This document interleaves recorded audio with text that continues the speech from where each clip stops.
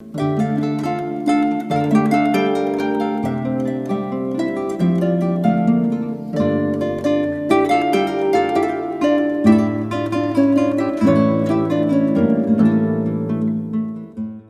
I want to introduce Gar Alperovitz, who we are very fortunate to have here with us today. Gar is the Lionel R. Bauman Professor of Political Economy at the University of Maryland and co-founder of the Democracy Collaborative. He's a former fellow of the Institute of Politics at Harvard and of King's College at Cambridge University, where he received his PhD in political economy. He has served as a legislative director in the U.S. House of Representatives and in the U.S. Senate, and as a special assistant in the Department of State. He was president of the Center for Community Economic Development, co-director of the Cambridge Institute, and president of the Center for the Study of Public Policy. He's the author of Straight Talk, About the Next American Revolution, America Beyond Capitalism, getting that word in a lot today, and most recently a book that we read at the Praxis Book Club, What Then Must We Do, which I highly recommend to everybody. Please welcome Gar Alperovitz. Thank you. First I should say I'm no longer Lionel Bauman Professor. Yes, I quit that job. I'm working with a guy named Gus Speth, who some of you know, and the project's called the Next System Project, so if you catch me at lunch, we can talk about that and tell you what it's about.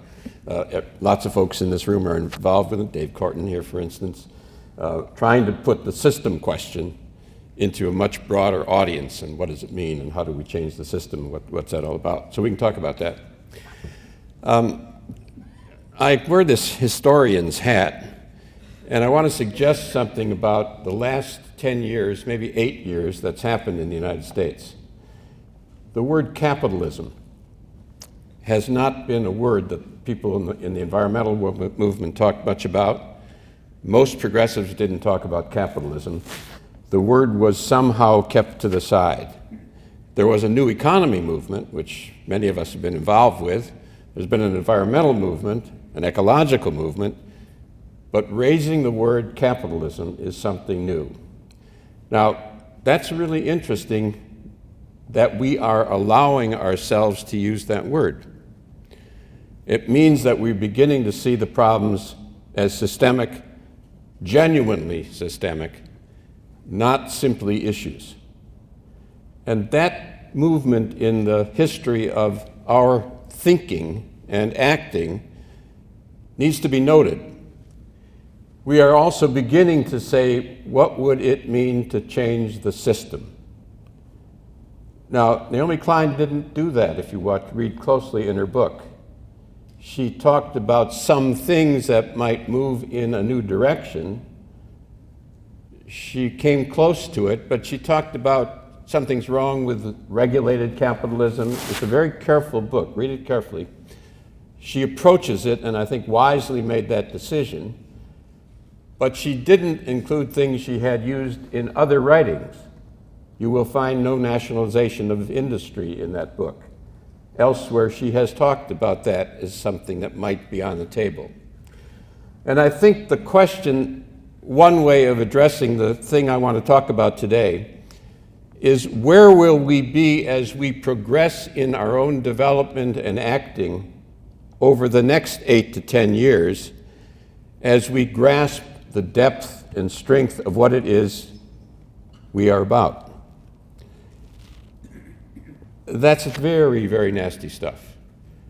I think people in this room are beginning to say that what we want to do and are committed to doing, maybe, look inside yourself on that one, is to changing the most powerful corporate capitalist system in the history of the world to something other. That's what you seem to be talking about. That's what you... And if that's what it is, we need to acknowledge it. We're not just talking about sustainability. We're not just talking about climate change. You're talking about changing the system. That's right. Well, yeah, look at that real close. That is a very much larger existential leap than we have been wanting really to take. And it requires actually, and this is what I want to raise, some issues that we haven't wanted to address, and Naomi didn't address because I think wisely for that book probably wasn't time. We are very good at worker co-ops, at talking about and doing worker co-ops, neighborhood corporations, nonprofit firms, ecological issues, rights to nature, very important, things that begin at the local level. My organization, the Democracy Collaborative, does nothing but try to develop different forms of democratized ownership. If you look at some of the book I just published, we're bringing together some of this, What Then Must We Do? Most of it is about what's going on at the local level. It gives us hope. Absolutely critical. Without that, nothing. Without changing culture and practice and understanding at the local level, nothing. We have not been willing to say, what do you do about the big institutions? We have sort of said regulate them or tax them. I worked in the House and Senate. I worked for Gaylord Nelson, the founder of Earth Day. There was a brief moment when you could regulate some of them environmentally. That moment is going down, down, down, and we could get into the explanations of why at the height of the post-war boom that was possible. The labor movement, et cetera, was on our side. Nixon was in a corner because he didn't have the South, so he needed the northern and suburban vote. There was a very odd moment in history. So the 70s legislation passed. By and large, they co-opt the regulators and are slowly eating away at the regulations, even as we sit here. If you can't regulate them and you can't break them up, or if you break them up, they will be regrouping, as Standard Oil did after you broke them up in the early part of the century, as AT&T did. You are up against, what do you do about large-scale industries? How do we even begin talking amongst ourselves when we know that the alternative that once was state socialism was a horror show, at least in the Soviet Union and in Eastern Europe? They did nationalize. I think we are going to have to address this question, and if we don't, we will be continually sidelined as they move forward with the power structure. So even though most of my work is about the local areas, I want to talk a little bit about that as a way to at least express what I've been thinking about and hopefully dialogue with you about where that might take us if we looked at it seriously. The people who spoke most interestingly about this, and I want to suggest to you, were the conservative economists at the University of Chicago, Milton Friedman's teachers, who were institutional thinkers. They wanted a free market libertarian economy. The big corporations were screwing that up for them. They saw the big corporations as taking over and destroying small business. And they were free market people. And they realized that you could not regulate them because they would take over the regulators. This is Milton Friedman's teachers. And secondly, if you broke them up or attempted to break them up, they would regroup. Moreover, they would probably take over the Justice Department, as they now have, so that you couldn't break them up. That there was institutional power that needed to be addressed. They came to the conclusion, if you can't regulate them and you can't break them up, Milton Friedman's teachers said you have to take them over in the interests of their vision, which was a free market vision. Now, my vision is not a free market vision. My vision begins with community and cooperatives and land trusts and what we're doing in Boulder and what they're done in Richmond, and et cetera, et cetera, et cetera. But they were right on that issue. At some point, we're going to have to address what do you do about large entities, even theoretically, and then maybe when the next crisis comes, we could have done it when General Motors was taken over, and AT&T, the largest insurance company in the history of the world, was taken over by the government in the crisis, and most of the banks de facto were taken over. We might be in position to do that over time either building up in some area or not, or in a crisis, we wouldn't know what to do with it if we took it over. And we wouldn't know how to deal with large industry because we haven't actually thought it through or looked for examples and tried to figure out what piece of the puzzle that's going to be, and what piece of the puzzle will it be to fit with a model that is radically decentralized.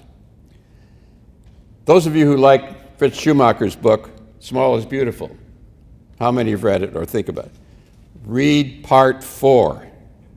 Nobody likes part 4. Fritz Schumacher was the chief economist of the socialized British coal industry. He was a socialist. Part 4 is about what do you do about the big stuff? And nobody gets to part 4. And he didn't have an answer. He struggled with it and was playing around with it, but he knew that that was a place that we all needed to go to. So I want to suggest first that we must up our game and address this issue head on. And it will raise very difficult additional problems that unless we address them, they will address us, in my view.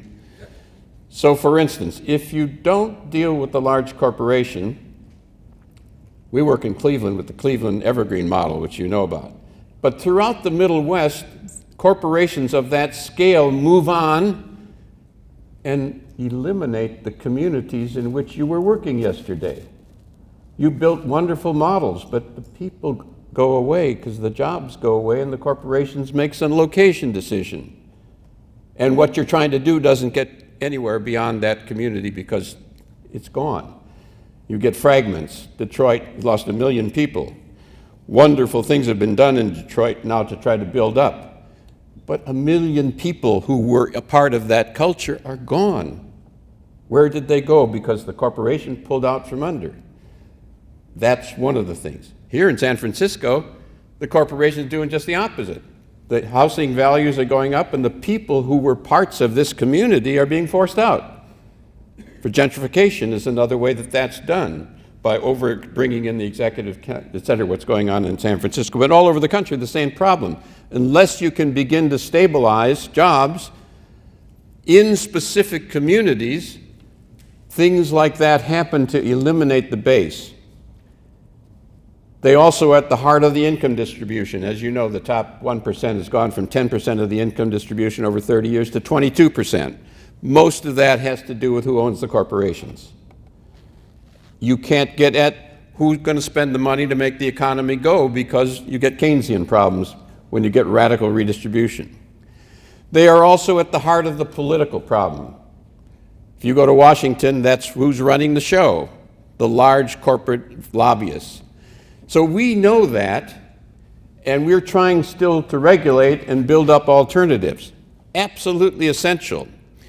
My suggestion is we're going to have to take first in thinking about, then in talking about, and somebody's going to come up with the next experiment, and somebody's going to come up with the next political opportunity to show us a step forward, and then we'll take some steps back, and we'll try to find a new way. But I want to suggest that it's time for us to go to part 4 of Small is Beautiful and ask ourselves which industries, what are we going to do with them, how do we build a model that is radically decentralized but also addresses scale? And then one further dirty word that we haven't addressed, what do we do about planning? That's also part of the game that we need to address.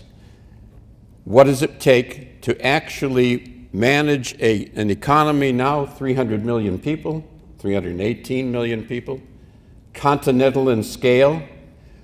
How do we actually think through a planning model that is participatory, but able, for instance, to make sure that those jobs, if some jobs move out of Cleveland, new jobs come in? How do we actually stabilize communities? That's a planning problem.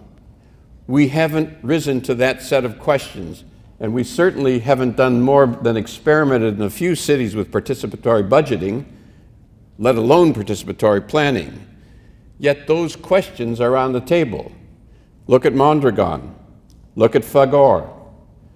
Mondragon does not control a nation or a national planning system. They are up against the Spanish market and the world market.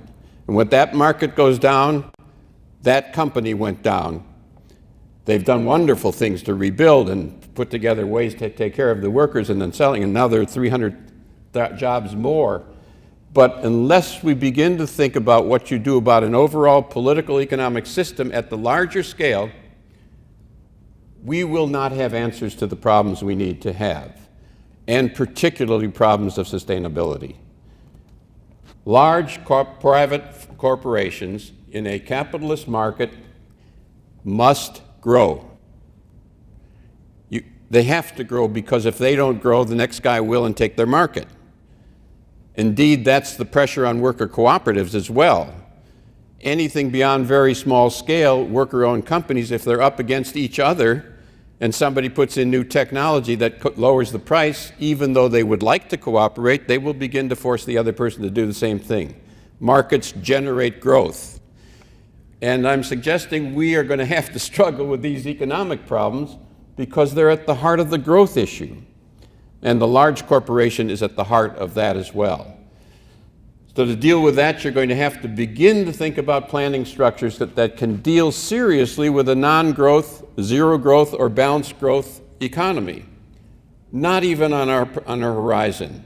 That's kind of way jumbo land. What are you talking about? And I'm suggesting over the next period, 10 years, just as we've gotten the word capitalism on the table, these kinds of questions, how do we build from the bottom, reconstruct the cultures, stabilize the communities, but also address problems of large-scale technology, large-scale planning, and the capacity to generate a community-sustaining system, not simply projects and elements. I think that's our next challenge, and it's a very heavy challenge. It's very hard for us. We feel very comfortable. I feel comfortable working in Cleveland on local cooperatives. But I want to suggest we're also beginning to see sketches of models. Some of you know about the evergreen model in Cleveland, yes? Okay, let me just sketch out an element that may not be apparent to you. If you look closely at the design, and as we go through this design, think also about simply enlarging it to the regional and national level, the structure of the design. The evergreen model is not worker co-ops one by one by one. It is an integrated geographic community model, a nonprofit corporation representing a 40,000 person neighborhood to which the worker and multi-stakeholder models are attached. They cannot leave that. It's part of a community building model, not simply a worker co-op model. And the goal is the community as a whole is all in it together. How do we manifest that? Now, the Cleveland model is certainly imperfect. It's a developmental model, but that is the theory, so that the nonprofit uses some of the profits of the worker co-ops to help the larger community. And secondly, there is another piece to the puzzle, that is the entire community structure is looking always to find out a revolving fund based on the Mondragon experience so that new cooperatives can be built in this structure, because the goal is the community, not simply the individual projects. I'm not against individual projects. They're important in many areas, but this design is that. So that's one element. Secondly, a significant portion of this model is supported by the purchasing power of hospitals and universities in the area. That's a planning model, stabilizing the market for these companies to stabilize and nourish the larger circular geographic community of 40,000. Think about that. Taxpayer money, Medicare, Medicaid, education money going to the hospitals and universities, is used as a way to help stabilize a particular structure in a geographic community. That's a miniature idea about how you would actually think about a large economy that wanted to build from the bottom and simultaneously build community with cooperatives sprinkled in either part of the structure or independent, but stabilizing and building the community, and also in the Cleveland model, all green in every dimension as well. but also aware of how you stabilize these models using larger structures. Draw that large in a system like the US system, and you think of when General Motors goes down next time, and the government takes it over again, and it begins to build mass transit structures and high-speed rail, and begins to make it worker self-managed, and even using some of the Mondragon principles, but also attaching it to a planning system, and targeting those jobs to communities where the working ownership and production might also be structured in that way, and you begin to get a hint at what a planning model aimed at reconstructing community with a vision of ecological sustainability, high-speed rail, mass transit, might begin to look like if we actually thought it through and began to get serious about it when the next crisis hit. And we ourselves had, here's the hard part. The hard part is not doing those things. It's very hard to do those things.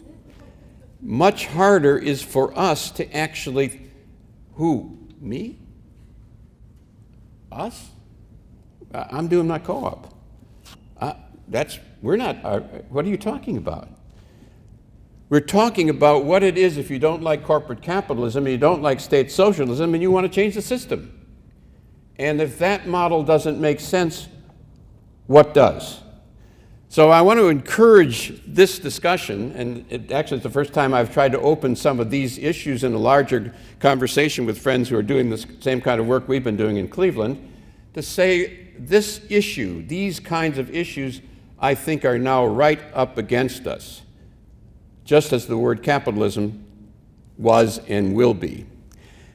Now, just because we're playing around with hot issues like this, I want to put two more on the table on the theory that if we were serious, we would address them.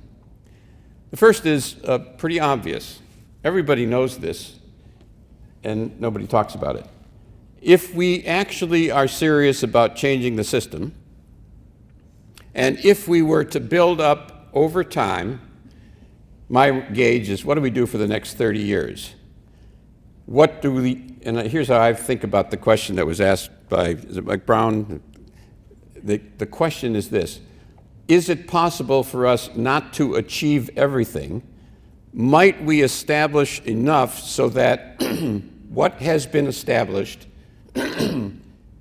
lays foundations that are not reversible for the fundamental future transformation? Let me say that again.